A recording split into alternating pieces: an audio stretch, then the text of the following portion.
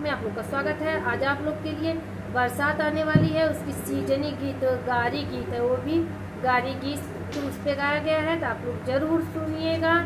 देखिएगा क्या है उसमें। अरे ई पानी बहुत खराब पानी बरसला, अरे ई पानी बहुत खराब पानी बरसला,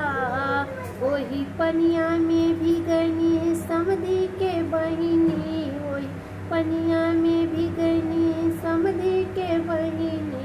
गल बतासा की नाय रे पानी बरसला, गल बतासा की ना पानी बरसला, अरे ये पानी बहुत खराब पानी बरसला, अरे ये पानी बहुत खराब पानी बरसला, वही पनिया में भी गई दुल्हे का बहिना, यही पनिया में भी गए दुल्हे का बहिना, गल बतासा की नाय पानी बरसला, गल बतासा की नाय पानी बरसला, अरे ये पानी बहुत खराब पानी बरसला, अरे ये पानी बहुत खराब पानी बरसला, वही पनिया में भी गई दुल्हे के बुआ, वही पनिया में भी गई दुल्हे के बुआ,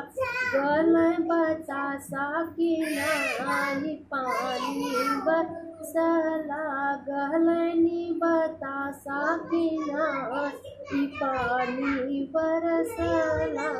अरे ये पानी बहुत खराब पानी बरसला, अरे ये पानी बहुत खराब पानी बरसला, वही पनिया में भी गनी समधी का मौसी, वही पनिया में भी गई समधी का मौसी, गल बतासा की नाई पानी बरसला, गल बतासा की नाई पानी बरसला, अरे ये पानी बहुत खराब पानी बरसला, अरे ये पानी बहुत खराब पानी बरसला।